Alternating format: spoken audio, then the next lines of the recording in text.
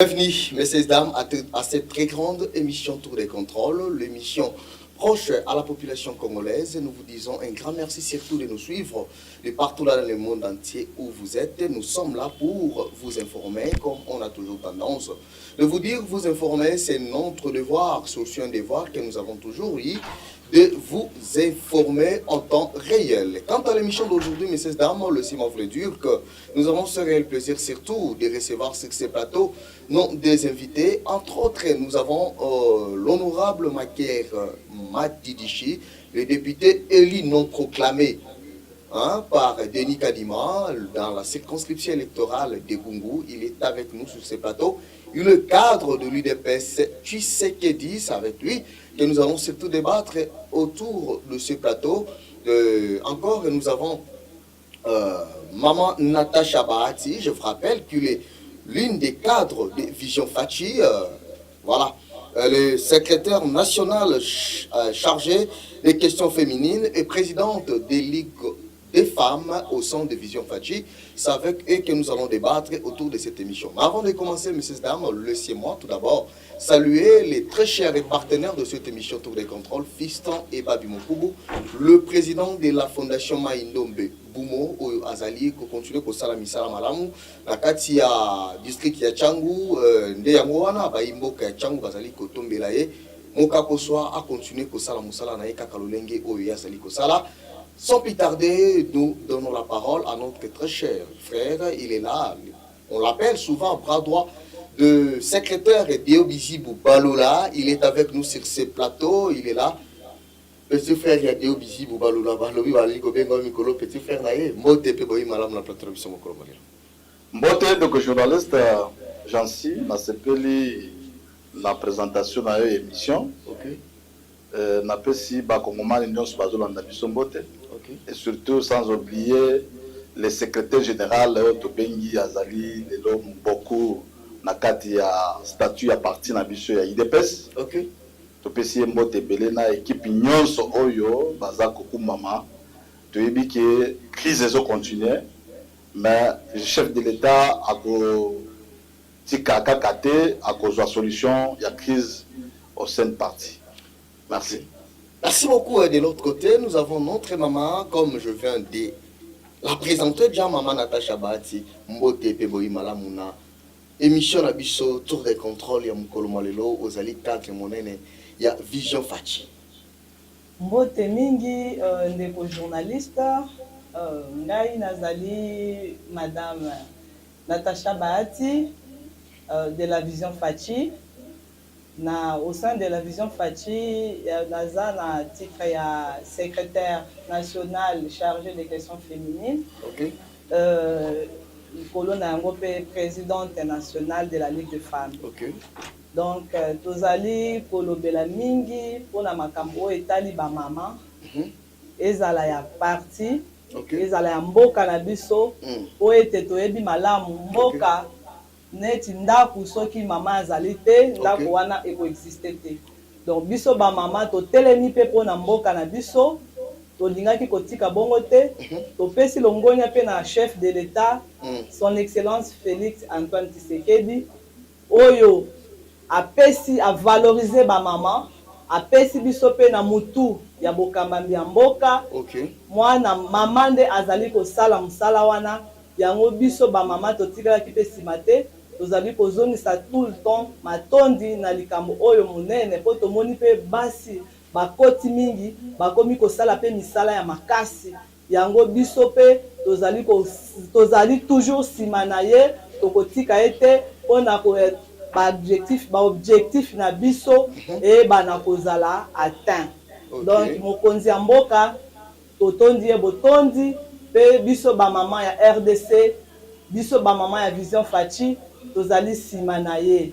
Merci beaucoup wana bongo ezali maman Natacha Nde azali kolimbolela la biso lolenge kani makambo ezali koleka. Mais dès l'entrée de jeu, parce qu'on fait commencer avec vous déjà maman Natacha, avec vous messieurs et dames, parce qu'il faut préciser aussi à notre chers fidèles les spectateurs qui nous suivent qu'avec nos deux invités nous allons débattre autour des points suivants. Entre autres, nous allons parler quelles sont les exigences de la jeunesse congolaise sur la gestion de la patrie, parce que on entend parler partout, dans tous les coins. Aujourd'hui, là, on parle de la jeunesse. Quelles sont les exigences? Qu'est-ce que vous demandez aux autorités compétentes quant à ce qui concerne la gestion de la patrie? Les Ezali, comme Nabishu Aligoso, Oyo Toko développé autour du plateau, on a invité Nabiso. Deuxième point, nous allons parler sur quels sont, ce que les Congolais attendent au président de la République sur les accords de paix.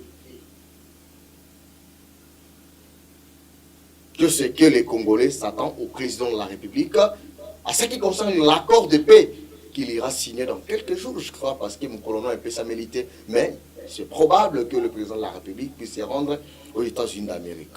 Déjà, dans Kokota, Nabiso, Yama Solo, Maman Natacha Bahati, Kokaran Kolimbo, la mission. Pourquoi Vision Fachi, président de la République, a son parti politique, IDPS, qui est reconnu. Mais aujourd'hui, on attend parler. Et ils allaient comme Matalisou au sommet pour que Baïmboka va découvrir encore de nouveaux Vision Fachi et Zali Nini. Et pourquoi Vision Fachi tant qu'il y a des gens IDPS? Merci Mingi pour la question. Question où na koya nolango na mokuse. Très bien. Na mokuse lingi koloba. Vision Fachi c'est quoi? Vision Fachi azali mwana yanda. Ok. Ce qui signifie que Aouti na IDPS. Très bien. Donc Vision Fachi ye aza kaka na incarnation ya père. Oezali papa na biso patriarche feu Etienne Tshisekedi. Très bien. Vision Fachi tozo recadrer kaka na oyo ezali vision ya papa nde mwana pe aye kobakisa oyo ya ye po eza lokola ndako mwana oyo abotami akotikala kaka epa na bango te akokola akokende pe akosala ya ye famille ya ye vie. Okay. Mais avec idéologie oyo toujours avec idéologie oyo awuti nango na ndako. Très bien. Au moins na éducation oyo azwi na ndako nde akomema yango libanda. Nde biso pe tozali Vision Fachi tozali lolenge wana biso tozali na vision na kati ya bokambami ya Félix Antoine Tshisekedi sous l'incarnation du Père. Merci beaucoup sous l'incarnation du Père. Au son de Vision Fachi parce que lelo oyo babilo ba tu ebele to ali kolalo ki kuna IDPS matembele bimi kuna makambu IDPS ndunda pe ebimu panzi parce que biso soto ebi que non l'Union pour la démocratie et le progrès social et la Kabongo na 10e riz. Qu'est-ce qui a poussé aujourd'hui que Bolukabo réincarné encore une fois de plus Félix Antoine Tshisekedi na vision na ndengo lobi mwana akoli auti na ndako akoli abimi akia sali libota na ye. Alors bino pe boluki lelo oyo bo immortaliser Félix Antoine Tshisekedi Chilombo par rapport ya Vision Fachi Oboye. Vision Fachi lelo vision président de la République ya la kanine parce que ba tebele même ça biso président de la République ali na vision à mon côté. Alors bino tomboye na vision wana ezali oyo wapi? Matondi mingi biso vision na biso premièrement ezali pona ko lutter sur l'état des droits. OK. Ndenge toyoka ka mokonzi ndenge pe na ba elamba na ba asembola ka loboko malamu boye. OK. Osembola loboko wana elingi koloba état des droits. OK. Mboka na biso mabe eleki. Mutu na mutu azali ko sala oyo ye amoni asala. OK. Yango esepela si mokonza mboka te lokola papa. OK. Yende papa na biso, yende visionnaire na biso, esengaki atelema. Atia mibeko ete bato balanda oyo ye alingi. Très bien. Nde yango biso Vision Fachi toteli pe pona kotalisa mokili mobimba oyo nini mokonzi ya mboka na biso alingi pe oyo nini azali kosala. O ebele na biso bazali koyeba te. Ndenge tozali koloba. Okotambola balabala bato bakoloba. Mokonzi ya mboka azali kosala eloko te. Mokonzi ya mboka tozomona eloko te. Tika na yebisa yo ndeko le journaliste ke soki tolandeli ba œuvre oyo mokonzi azali kosala na peu de temps oyo ye asali eleki na ba oyo bazwa ba mbula ebele. C'est vrai. Kaka na peu de temps tomoni ba avantage ebele na makambo oyo ye asali. Tomoni na kati lokola gratuité à maternité. Ok. Ba maman na cadre social. Na bandeli na wana pour la Vous allez maman né au CPL na gratuité de maternité. Si bien sûr eza eloko moko oyo esungi bato ebele. Ok. Neti ngai na moni na misu na ngai bato ebele babandaki kobota na balabala. Ok. Par faute de moyens ba misusu na bandako. Ça c'est. Mais bato wana okomona bazwi batomboli bamemie na hôpital. Oyo ezali centre ya monene pe aboti na ba condition oyo esengeli. Ye moko pe abimisi ata lomea te. Ye moko pe etango abimi alobi nzoka nde makambo oyo balobaki ezali ya solo ezali solo te. Mutu ya bongo tango aye aye kokumisa aye kozongisa matonde aye koloba ke mama ya solo bosimba mokonzi ya mboka malamu boye bokende pe bopanza sango oyo. Po ngai nazalaki na possibilité te ya kobota na hôpital tel na vie na ngai. Exemple hôpital Ngalieli. Nazalaki na possibilité ya kobota pour. Mais grâce ya mokonzi ya mboka ya gratuité ya maternité nazwi pe occasion wana mwana nga abotami na hôpital ya monene ya mboka pe na ba condition oyo esengeli. Makambo ya lolenge oyo tokopanza yango sango te. Merci beaucoup maman Natacha. Je crois que au outil ko sakola olobi nyonso nous avons quand même suivi et tokati na ngambu ya honorable Maker Madidishi, le député élu non proclamé. Touro na sir na bungu foinda 2028 et aux à la somme. Voilà. Merci beaucoup honorable Madidishi Deschamps de l'entrée des jeux.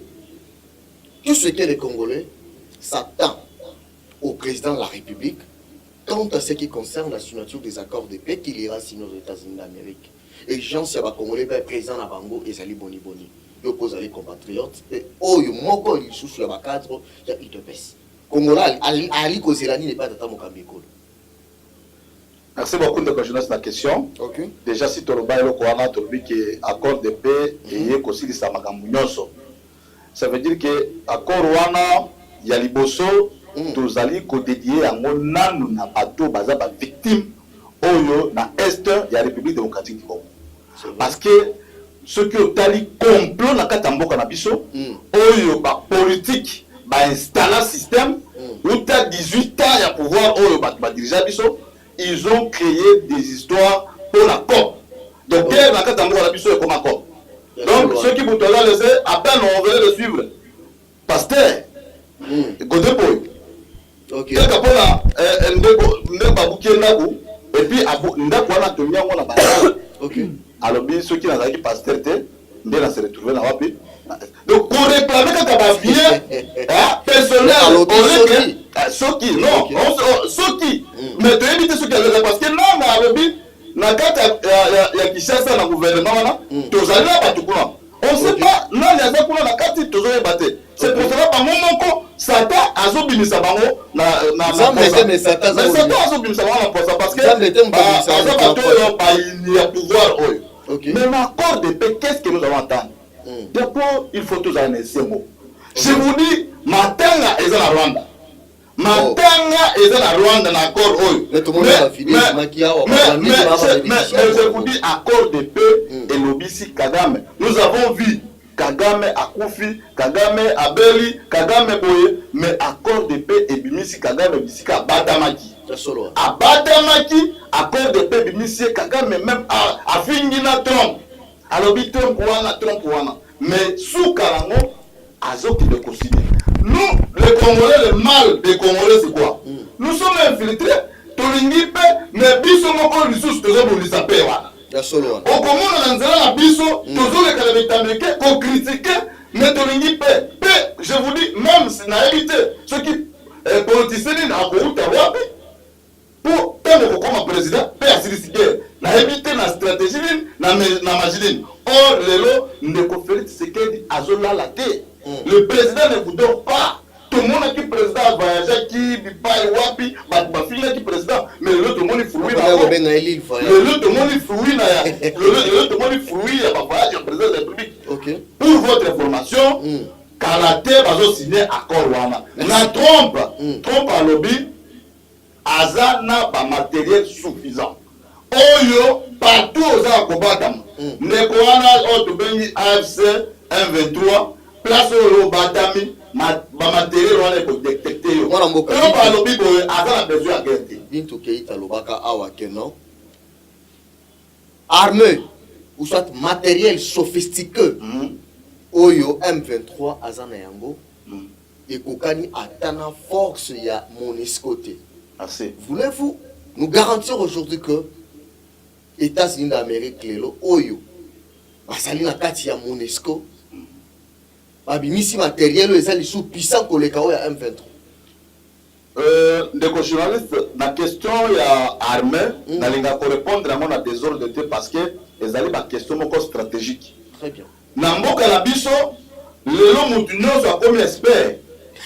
A comme expert, a évité qu'on maîtrise question ya somo, mais il y a ligne a kaka a forcer pour désorienter population. Mais question ya armée na kata mboka la biso, il faut tous vraiment discret. Merci parce que na kati ya mboka na biso oyo ba Rwanda bazokufa. Merci. Bazokufa ebele mais matanga ezosalema mpona bazolobela yango te. Merci beaucoup. Et c'est là où nous avons dit guerre oyo fati asilisi yango. Merci beaucoup. Ça veut dire que bazokota kaka na États-Unis na Kagame na fati biso kote to banyo mela champagne guerre esili. Mwana mboka Maker Madidishi ndenge ozali ba imoka ya gungu la bandi parce que les alliés feft électoral na insiste beaucoup plus na gungu parce que ça feft électoral na yo. So ki tozongi mo ke sima bazali ne lika pe bali ko tala bali ko landa o nyoso ozali ko lobela bango. Yebisa ngai importance ya ministre des Affaires étrangères na kati ya signature des accords de paix au babengelaki bango na États-Unis d'Amérique au batelemelaki na madame la ministre des Affaires étrangères ya mboka na biso Kaikwamba. Important oyo nini oyo Rwanda ekendaki kosala kuna na signature de l'accord de paix parce que Congolais va ne s'attendre to yoka kuna et sanctionner le Rwanda à cause des atrocités commises au Congo. Merci. Alors, tant que moni bango bakei babengi bango lokola ba frère boya to yokana. Vous êtes sûr qu'ils sont rejetés ou ils ont leur part dans makambo de l'accord de paix? Merci beaucoup de journalistes. Après si bana bungu nyoso mbote na kati ya circonscription électorale na ngai. Merci. Oyo bana ya bungu bazosela na kati ya accord oyo. D'abord contrat oyo tozosile na ba américain. États-Unis azomemela biso ba infrastructure. Oyo ekozala bénéfice ya ba Congolais. OK. Ça veut dire que dans il y a République démocratique du Congo, tout à 26 provinces. Batuna batu bakotala nini esengeli kosala na kati ya province. Par exemple na kati ya Gungu. Tozali na oyo tobengi shit ya Kakobola. Kakobola ezali shit oyo kopesa courant na 3 territoires. OK. Territoire ya Gungu, territoire ya Idiofa plus ville de Kikwit. OK. Déjà, ce qui déjà courant et côté et que chef de l'État a lancé le lancement de courant à Kakobola, voilà. Batu ya liboso ba bénéficier ya liboso ezali ba Gungu. Ezali ba autochtone ya kati ya territoire ya Gungu. Ça veut dire que tous a intérêt et belé. Na kati ya accord oyo. Bana ya Gungu pe ba kozana na nsengo ya koyoka ke batunerie ezali sous te la est. Ça veut dire que pe wana kimia wana batu bazamuka na tongo abimi na tongo ayoki be na goma babomi boye na goma basali boye ça peut arriver partout na kati ya Gungu tozali frontière na biso na Kaema na Angola ça peut arriver demain et biso na côté wana accord de paix wana ezali kaka te pona batu ya côté ya est ezali accord ya paix ya République démocratique du Congo mobimba donc et carbonité va bénéficier na ba infrastructure. Donc mais ba entreprise oyo États-Unis akoya na yango na kata mboka na biso bana ya Gungu ako bénéficier na yango. Là on peut pas kolongola parti moko ya kata mboka na biso ko ba non bango baza pour na ba bénéficier na accord te. Là c'est question ya communication. Okay. C'est parce que il y a des gens qui pensent oyo bazoya ko critiquer mais bazoya baté nini oyo batemela sima rapport Rwanda ali bénéficiaire à taille l'autre côté. Non moi je ne peux pas Rwanda wana naza côté la pouvoir ndeko Fati azoke nango un jour nous allons confisquer Rwanda et comme territoire na Katamboka. Comment ça? Je vous dis ça parce que le Rwanda ne peut pas nous diriger pendant longtemps. Or, tu vas être vivre en ignorance. Ndeko bandeko baleki bandeko Kabila lelo bomoni bamone bazo soutenir pouvoir bazo soutenir le guerre Rwanda. Bakosa ki biso na 2013 2012 2013 que basilisa ke or bamone bazo financer guerre bamone bazo ba vrai patron ya guerre ya est. Alors soki lelo tozoki président lokola Fati lelo uta mibunyo sa bambula o basali et que volonté ezalaki vraiment akosilisa guerre Rwanda, le Kagame là ne peut pas parler, les Rwandais ne peuvent pas parler. Mais comme tozalaki na bainfiltré tobengi bango baza bana mboka te, moi je n'ai jamais cru que Kabila aza congolais. Parce que bazali bato bayaki nga na monaki bakabila parce que balekaki epai na biso le chemin de Kwilu balekaki na babote mpo baya kokota na kati ya Kinshasa bayaki tomonaki ndenge bayaki oui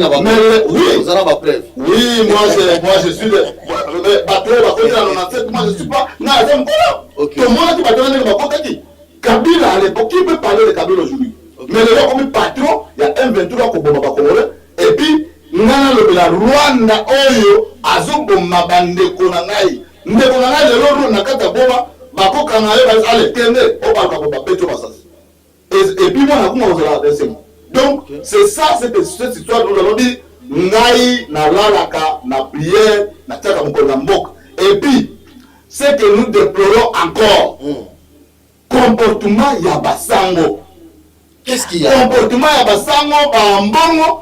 Donc nous avons bato bango nyonso baza ba complice ya koboma Fati ya koboma président de la République. Allez-vous comprendre? Moi je ne sais pas ce non s'il vous plaît. Non je vais vous dire ceci. Pour gagner. C'est facile qu'on benanga ina chole na plateau na yo to débattre là je ne sais pas ce qui a dit sans ce qui a comme politique ce qui ne sais pas parce que bande voilà tout le monde ndenge bazo préparer cabale ya politique na bango pour la commenter coup d'état or beaucoup ya mboka la biso constitution la biso et ont permettre les sous-souter makambo ya coup d'état la parce que mbongo aloba ikazali comme une importance mon côté à soutenir c'est pour parce ça que ezali bongo dangereux dans les jours à venir et bana na biso bakofuta pour casser dans les jours à venir. Est-ce que ça que non il y a la vision à Moulay mais moni makamabe ezali ko milengi ezali ko milengi na male ba on dem tu la desaye ko koma cardinal na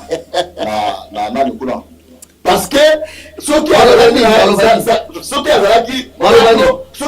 pas trop politique les autres sont cardinal la kata ya kata mo abiso qui ba longora qui est comme la liste parce que azam tu mongo biloba azo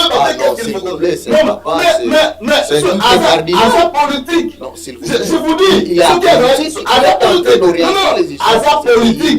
politique comme ailleurs la biso politique nous sommes censés de l'étudier parce que pas de ouais, c'est bien qui ont même orienté le fait que c'est les locaux qui aux alliés koloba que non azali o ya raté ko bima pas parce que azali na maloba ya mabe tu fais allusion encore je fais allusion par rapport à ma propos na azo bimisa kata mboka lelo ye asengre ko zala au milieu du village ye azalaki muto lelo soki totali ba monseigneur nyonso baleki na mboka na biso les plus piètres monseigneur mais c'est voulu ça, Dégo.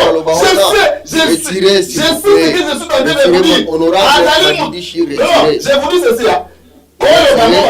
Non, j'assume. Le journaliste, j'assume ce que je dis. Parce qu'il ne voit pas politique. Le rôle, ceux qui te l'amour, qui te montrent le président de la République, Fatih Beto, Azad, parce que les gens qui ont été bakendaki kozambo na Rwanda, afutaki, alobino, bazale ko préparer président Sika Oyakoya. C'est ça là on se pose des questions, mais la réunion ni on va ça pour ça bango basamo. Bakena Rwanda bakeko zombongo bakena ba pays basé ko zombongo, ba pays oyo bo mabiso, bango bakeko zombongo pour la ko distraire population na ba médias et puis je regrette ceux qui bandeko bazo que ne prier l'église catholique je ne sais pas ce que bazo ka vraiment ta ya ko ka vraiment mater l'église catholique ou bien bakenda na ko lobela makamba mboka na kati l'église catholique c'est comme ça or président de la République a dédié les gens mboka oyo na Nzambe. Aujourd'hui on peut dire que l'IDPS menace l'Église catholique ou l'Église catholique menace le pouvoir de l'UDPS? Non, non, pas le pouvoir de l'UDPS. Le pouvoir de la République. Venant le président de la République a été élu. Par les Congolais, bien sûr. Par les Congolais. Ouais. C'est un bongo. Moi, je ne veux pas dire que toute l'Église catholique qui menace le pouvoir. Okay. Non, mais c'est un bongo avec Chole na équipe na Ewana. Bangonde baza basali complot parce que ils sont de mèches na Kabila. Bazo sur la côté na général Christian Tiwewe. Bazo sur tout le monde ba conversation na bangonde so ba plan so ba préparer. Mais je vous dis Fatia za ensemble. C'est là où tout le monde que Fati a copimisa biso. Même prophétie il y a Kimbangu où a colloqué le 5e président n'aime pas copimisa pays où ils ont fondé. Et c'est ce que nous sommes en train de vivre. Mais je vous dis, oui, Fati à côté du pouvoir. Menace sur une menace. Merci. Menace sur une menace. Et là où tu sais la jeunesse, parce que question nous a lié sur la jeune, jeunesse ça va l'éveiller. Jeunesse ça va la manipuler. Jeunesse ça va la escalier. Ceux qui ont moins de politiciens, ma boumou, l'activité, jeune. Population après ceux qui enseignent ma poste, ceux qui enseignent ma jeunesse ça rejeté. C'est là où nous demandons à la jeunesse de se éveiller, de conscience pour que tout incarner ma pouvoir. Ce même discours, tu pourrais le tenir 15 ans avant. Oui. Éveiller la conscience de la jeunesse. Oui, moi je n'ai jamais été. Activité politique, moi, 15 ans avant. Tu pourrais le tenir avant que vous avez. Moi je n'ai jamais été manipulé, hein. Même au sein du parti. Je vous dis, crise des awana, la carte à parti, voilà. Je vous dis ça. L'ancien secrétaire général, Augustin Kabouya, connaît. Ayebi et l'Onyo. Moi, je la manipulé. Moi, Naï, Nazala Kaboye, tout droit. Moi, j'aime ceux qui osent respecter, respecter. Surtout, il faut qu'on respecte l'engagement. Merci beaucoup. Voilà, Ezali Malobamo Namboka Madidichi, le député élu non proclamé, comme j'ai toujours tendance de l'appeler. Toka tsape nangambu epa ya maman Nabiso Natacha. Maman Natacha Bahati. Lelo oyo tomoni bilenge. Bakoma komi pesa na makambo ya komela masanga, komela ba cigarette, comme si il n'y a pas une autre chose à faire que komela masanga, komela ba cigarette. Est-ce que le lenge oyo mboka to ana posé komela, on peut continuer toujours à vivre, si je peux le dire ainsi, avec ce genre de la jeunesse Nakati Mboka Nabiso? Et quelles sont les exigences aujourd'hui, selon vous, parce que vous êtes des gens, l'une des cadres d'un grand parti politique, où Ezali Bongo Kokambama, Namona Mboka, Serge Batibanga, où Ezali secrétaire général, que je salue à passant, et là, autant vous allez comme on jeunesse, exigence d'Aïza Rakani, et pas Rakami. Merci, messieurs les journalistes. Nalinga na souligner nous Vision Fati tozali kokamba na président Joël Sacha Kongolo. Ouais, le président Joël Sacha Kongolo. Ouais. Voilà, et le secrétaire général c'est Serge Badibanga. Okay. Et je les salue tous en passant. Okay. Question oyo eza litomba makasi. Okay. Parce que yango même nde esali mboka na biso et reculer. Jeunesse ya mboka na biso eza susu ko réfléchir te. Jeunesse ya mboka na biso ekomi likolo. Okay. Ekomi na makambo ba futilité.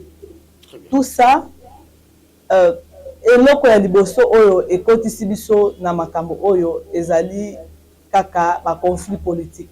C'est ce que je dirais.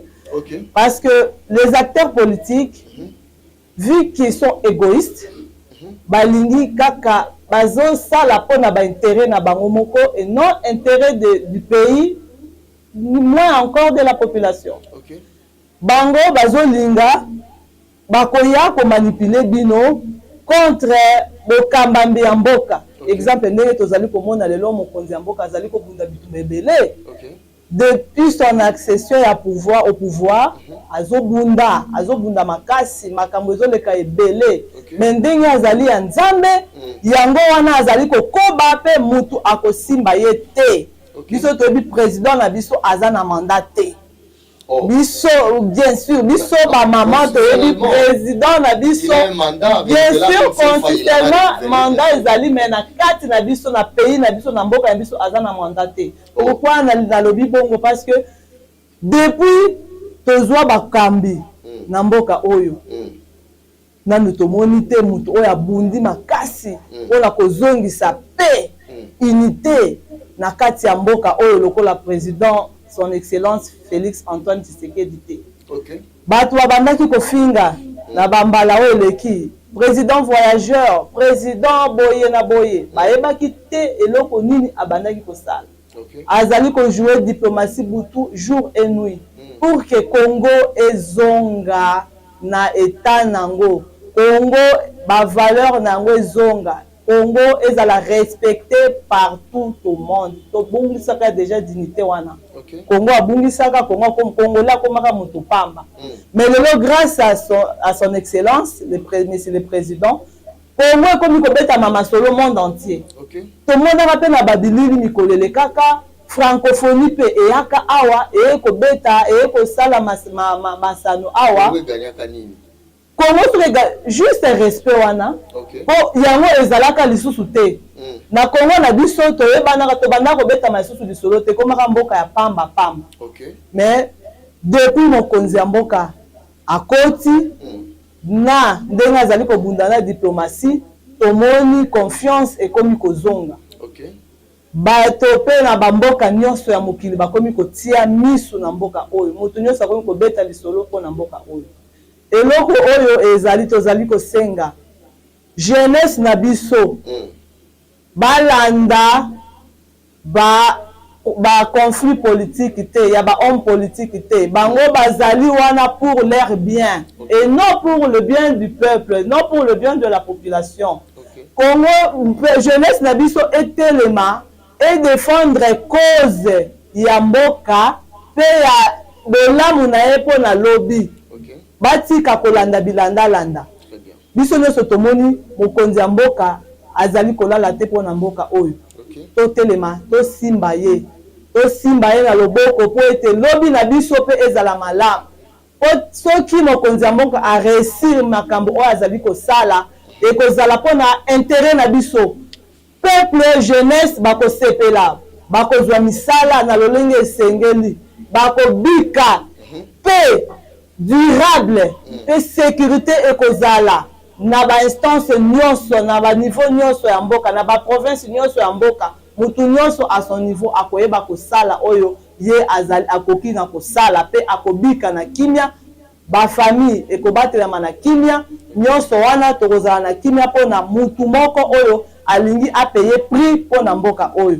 Yango tosengi na mokonzi, tosengi na jeunesse batelema po na ko soutenir mokonzi ya mboka, batika kolanda bato oyo bazali kokotisa trouble na mboka oyo, bazali kotinda ete population biso moko ba congolais entre biso na biso tobomana toyinana, bakotisi tribalisme, bakotisi makambo ebele ya mabe, bato bakomi na koyinana wa haine, bato bakomi kobomana entre bango, ezali kopesa lokumu te po na mboka. Tolanda oyo nini mokonzi ya mboka azali koluka butu na moi po na intérêt ya mboka oyo, pe to soutenir ye, to telema po na to lobi na biso ezala malamu. Merci beaucoup to telema po na lobi na biso ezala malamu na kotala lolenge makambo ali kosalama pe musala ndenge Fachi Beton bazali kosalela yango. Musala nini oyo Fachi banda inisia ezali kosepelisa o makasi po yango ezali kokende vraiment liboso. Merci beaucoup. Misala oyo initié ezali ebele. Moko na kopesa kaka moko to bana sur le plan infrastructure. Soki tokotala ba avancée ezali significative. Presque partout basimbi babisika mwa ebele. Naza na commune, naza na district ya Tchangu. Oui, naza na commune en Nsele. Mais ndenge tozali pour le moment actuellement. Depuis indépendance, justement. Depuis indépendance, nous avons na nzela moko na Tchangu. Ligne route nationale numéro 1 ya boulevard Lumumba. Mais na arrivé na Mokonzi. Tozu rocade, eza bientôt ekozala exécuté, ekozala opérationnel, oui, bientôt ekozala opérationnel. Le route wana rocade wana lié Monga Fula Ngalie Mati na commune ya Sele. Ok. Donc, et traverser au moins 5 communes. Ok. Et ça déjà avantage pour la partie à Tchang. Ceux qui ont vu route au Moussou Bazo Binissa, Kingaboa, et autres passer vers Massina, ti recommande à niveau à Kulumba. Wana nyoso ezali pour la désenclaver Tchang. Yango biso na niveau oyo nga la repesa nanu na niveau infrastructure makambo ya malamu ba avancer za significative tomoni ebele ba université na biso awa ba et mokonzi mboka auti ko bongisa yango na lolenge oyo ezali ko pesa lokumu ya mboka ezali ko pesa fierté ya mboka na biso wana nde oyo na kokoloba na mukuse. Merci beaucoup. Merci beaucoup, maman Bahati. Vous avez décrit tout ce que Fatou Beto a fait ici à la ville-province de Kinshasa. Et on traverse vers Monsieur Makier Madidichi. Je ne sais pas, qu'est-ce qui se passe au niveau du Congo central? Parce que l'autre fois, vous avez reproché beaucoup d'histoires. Je ne sais pas qu'en est-il avec Kadeko. C'est Kadeko en fait. Ouais. Kadeko, qu'est-ce qui se passe voilà, à Kadeko? Merci beaucoup de vos journalistes dans la question. Au niveau de Kadeko, ils ont toujours déploré le comportement. Il y a Madame DG, Oyo Babenye na Kombo ya Juliette Mugole. Ok. Madame Wana n'a vérifié l'information. On a su que Aza de Mench na bananga na kati ya Goma. Oh, comment ça? Mais parce que les banques Oyo, tout la banque Oyo, que s'épargne ya ba Congolais, ba banque Oyo, somonio eza ba banque ba paya Oyo. Système Kabila yaki otiki la biso, on va infiltrer biso au niveau de la banque. Mais les banques autres, qu'est-ce que c'est pas les Congolais? Allez-y imaginer les seules banques où ils ont travaillé dans Katagoma.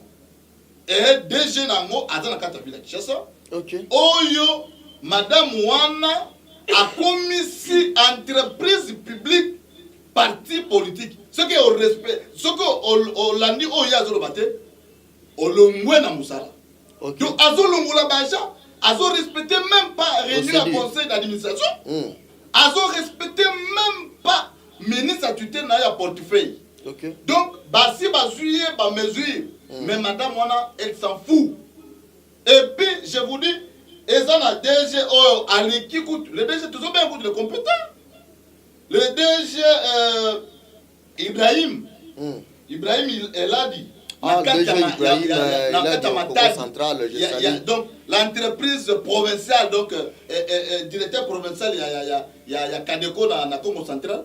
Le DG compétent, écoute, que le président de la République a coûté au Yambaye, c'est ça bateau qui tient vraiment à niveau national pour la bosse à Moussala. Et ce monsieur-là a ça vraiment Moussala. Mais il y a madame Wana et Zosimbaté.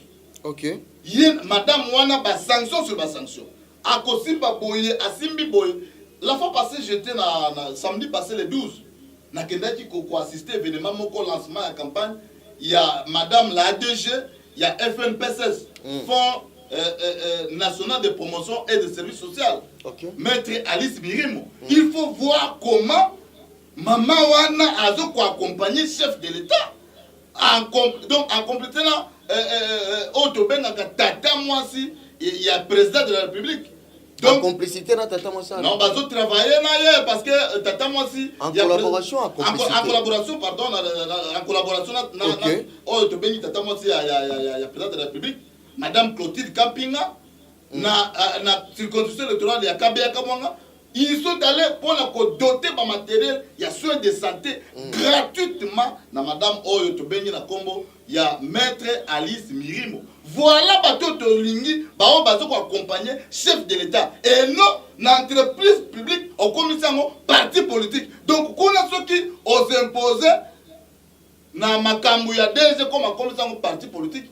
Et si, Olongo Moussala. Et cette dame-là, nous demandons, monsieur le président de la République, je sais que Rolanda Bisso, même Bakonzi Belé, il y a un parti politique qui IDPS, madame, on a un danger dans le cas. Parce que elle déjà travaille en collaboration, même Banque centrale, Raobank, Nakata Goma et Kanga qui porte.